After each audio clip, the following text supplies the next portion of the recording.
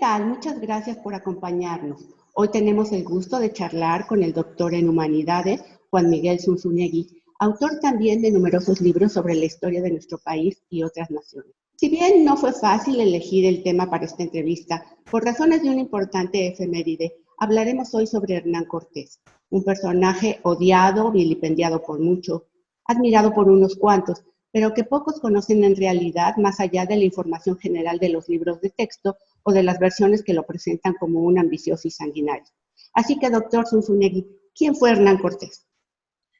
Pues mira, contra las versiones tradicionales, para mí Hernán Cortés es un hombre que está al nivel, ahí te va, de Julio César y de Alejandro. O sea, estamos hablando de uno de los hombres más importantes de la historia de la humanidad. Y desde luego te diría que el hombre más importante de la historia de México, porque de pronto hay cosas que se nos olvidan. La que más se nos olvida es que este México mestizo, hispanohablante, barroco, neoclásico, donde todo nuestro folclore es una mezcla de lo indígena con lo español, donde somos el mayor país hispanohablante del mundo.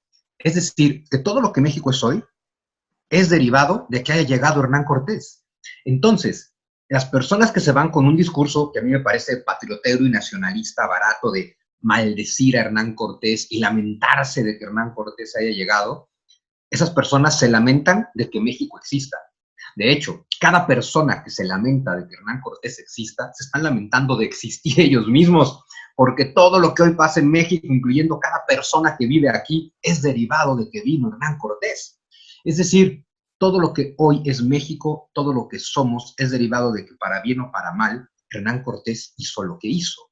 Ahora, Hernán Cortés, contra la tradición popular, que también es, no, es que era de lo peor de España y un barbaján y demás, Hernán Cortés era uno de los hombres más ilustrados de su tiempo. Un hombre que fue a la Universidad de Salamanca, que era bachiller en Humanidades, que era bachiller en Derecho, que salió de España, cuando ni siquiera era España todavía, a los 18 años de edad, sin tener un plan ni un proyecto, como muchos en esa Europa, pues buscando a ver qué se podía hacer en el Nuevo Mundo, y contra la barbarie que efectivamente muchos castellanos estaban haciendo en el Caribe, porque hay que recordar que Hernán Cortés primero estuvo en Haití, bueno, en lo que hoy es Haití, en la isla de Española, en Santo Domingo, de 1504 a 1511, y luego estuvo en Cuba de 1511 a 1519, y en esos 15 años de Cortés en el Caribe, es un Cortés que fue generando, que fue aprendiendo de los errores que habían cometido los españoles, de la barbarie, y es un hombre que generó un proyecto de mestizaje y unidad de culturas.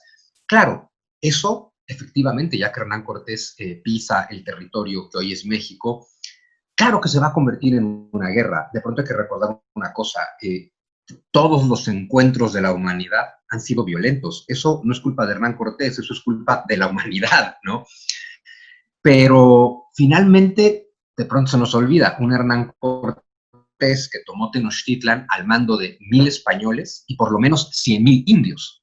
Es decir, que Hernán Cortés se convierte en el líder de 100,000 indígenas que deciden seguirlo y asumirlo como líder para derrotar a quienes consideraban su enemigo y los que eran verdaderamente sanguinarios y crueles, que era el Imperio Azteca.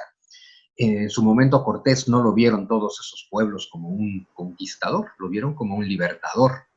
Pero la historia está llena mucho más de interpretaciones que de hechos. Y ese es el problema con Hernán Cortés.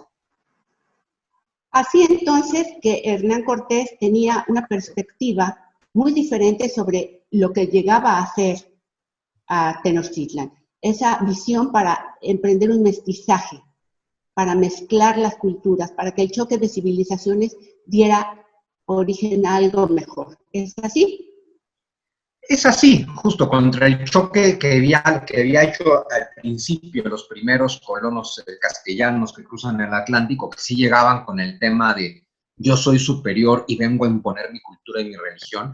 Yo no dudo que a sus 18 años Hernán Cortés haya llegado con la misma actitud. No hay que olvidar que en todas las culturas de la historia humana, a cada individuo le enseñan lo nuestro es lo correcto y lo mejor. Pero que ese Hernán Cortés de 18 años en los siguientes 15 años que estuvo en el Caribe, fue aprendiendo de la experiencia. Supongo que le serviría ser uno de los hombres más letrados de su tiempo, con todos sus estudios universitarios y demás, más su propia visión que la fue transformando para cuando él busca ya están las noticias de que de este lado sí hay tierra firme, porque todavía estaban apenas descubriendo el Caribe. Con todos los informes que él tiene de que existe este imperio azteca, es un hombre que siempre se está alejando del poder, que se está alejando de la corona, que se está alejando del rey, y es un hombre que va desarrollando sobre la marcha, por supuesto, un proyecto que sí vamos a generar una fusión contra la tradición española que era llego, aniquilo, fundo ciudades donde no hay nada y prohíbo que los españoles se mezclen con la población local.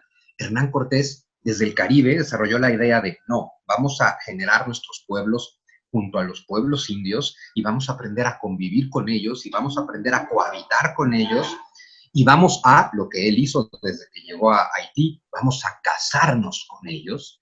O sea, Cortés lo primero que hizo al llegar a Haití fue establecerse con una mujer taína, tener una hija con ella, darle el nombre de su abuela a su mujer, darle el nombre de su madre a su hija, luego hasta logró que el Papa le legitimara a su hija.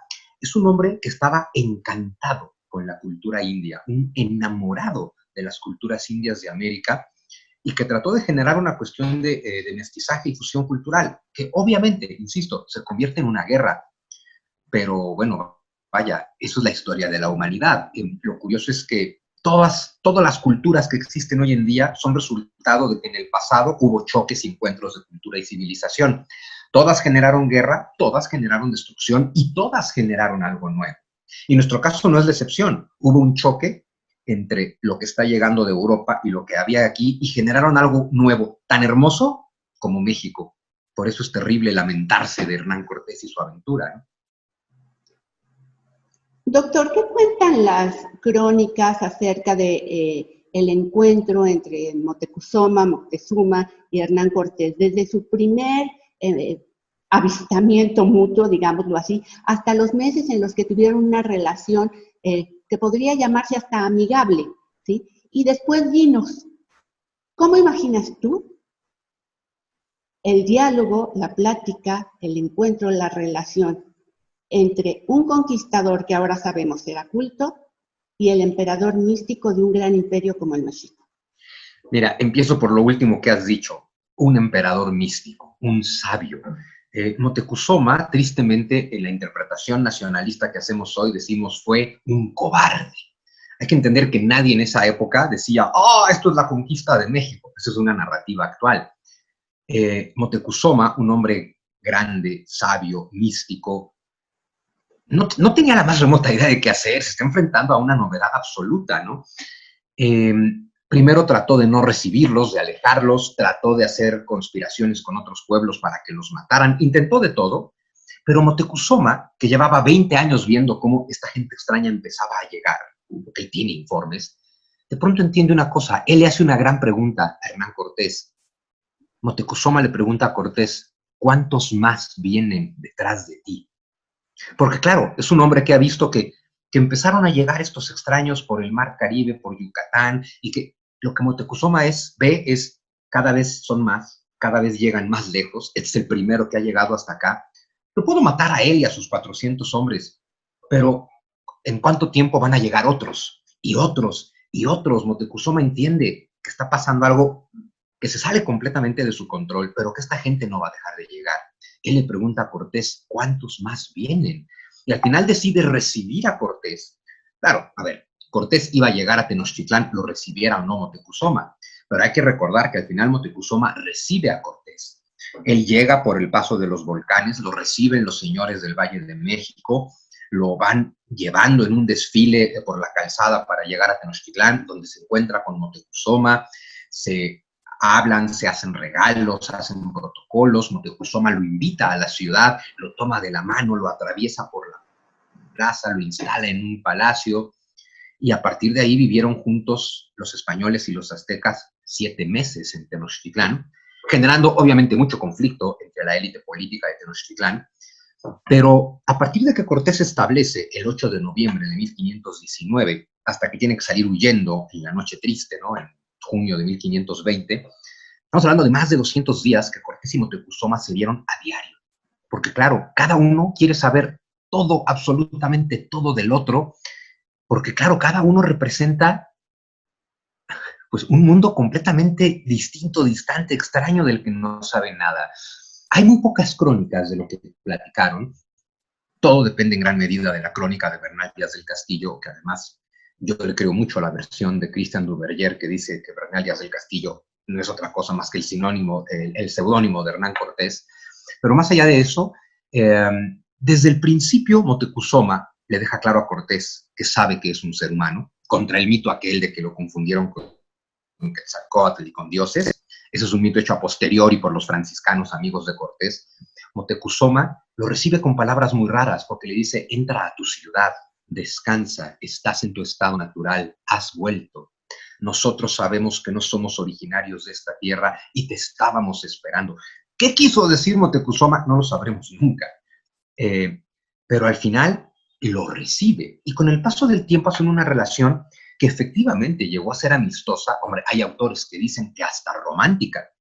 De hecho, de la población guerrera que se rebela contra Moctezuma, una de las cosas que le gritan cuando lo lapidan, le gritan mujer de Cortés. O sea, dejando claro, te entregaste por completo al conquistador. Hay que entender que, a ver, evidentemente Cortés tiene esa característica inexplicable de la personalidad humana que es el carisma, porque ese hombre, la diosa Fortuna lo abrazaba todo el tiempo. O sea, ahí donde no podía haber más que tragedia para Cortés, algo pasaba y todo le salía bien. Y obviamente Moctezuma tendría que tener una característica similar. Hay que ubicar que si quisiéramos entenderlo con términos europeos, occidentales, Moctezuma sería más parecido a un sumo pontífice que a un rey. Es el gran líder religioso de un pueblo profundamente religioso, y van a hablar de sus dioses y del dios cristiano, van a hablar de la tradición náhuatl. Cortés le va a hablar de Carlos V de Castilla, de Europa, van a hablar de comida, van a salir a pasear a Chapultepec, Cortés va a subir a Moctezuma para montar a caballo. Es decir, es una relación profunda e íntima que al final se trastoca por completo ni por Moctezuma ni por Cortés, sino cuando llegan más españoles, Pánfilo de Narváez, tratando de arrestar a Hernán Cortés sale a combatir con él y eso genera una rebelión en Tenochtitlan.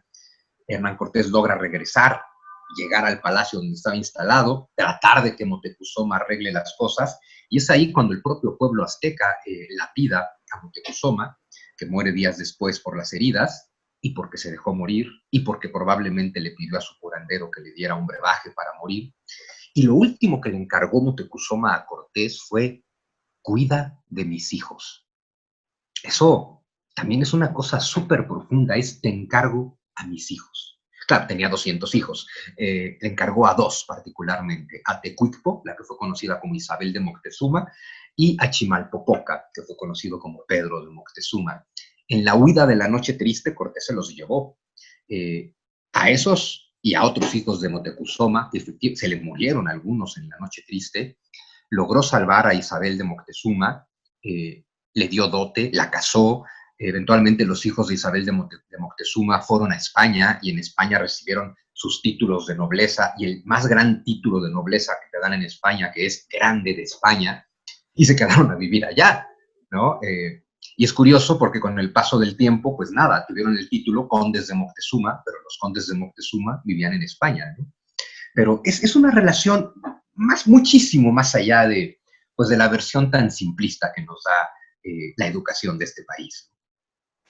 Todo esto que nos cuenta el doctor Zunzunegui pone en evidencia, como decías, la cantidad de mito y leyenda que hay en torno a un hecho histórico tan importante como la conquista. Y justamente este 13 de agosto se cumplen 499 años de la caída de Tenochtitlan.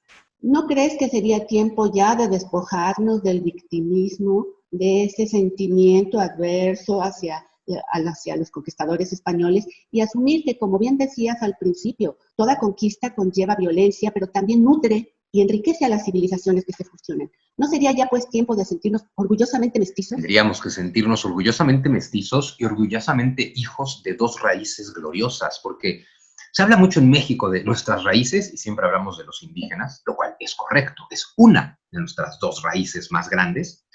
Y es curioso porque yo siempre digo que en México sentimos orgullo por el indio muerto, porque, mira Teotihuacán, mira Chichén Itzá, mira, pero nunca llevamos al turista a ver cómo vive el indio de hoy, porque ese sí no nos enorgullece tanto. Pero así como la parte indígena nos hace ser descendientes de mexicas, de toltecas, de teotihuacanos, de olmecas y de toda la gran sabiduría mística que tiene el mundo mesoamericano, pues nuestra raíz española, que no podemos, aunque sí lo hacemos, negarla en español, decimos en español que no tenemos una raíz española, imagínate nada más, pues eso es una raíz que se hunde hasta Roma, hasta Grecia, todo el mundo grecorromano, el mundo clásico, la tradición judio-cristiana, la tradición europea, y a través de ella la tradición árabe, la tradición turca, todo eso es parte de nosotros también. Nuestra lengua, el español que hablamos en México, lleno de nahuatlismos, pero lleno también de arabismos, nos deja claro lo rico y delicioso que es nuestro mestizaje.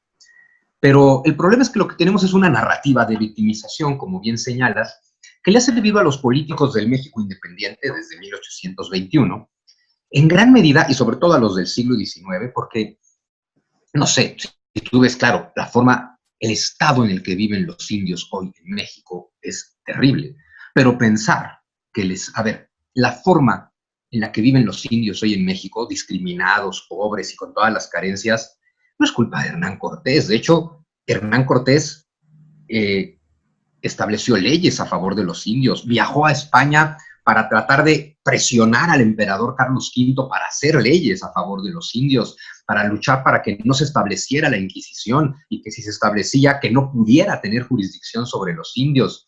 Y el virreinato, todo el virreinato tuvo una serie de leyes súper proteccionistas contra los indios, y el que acabó con las leyes proteccionistas de indios fue un indio, Benito Juárez.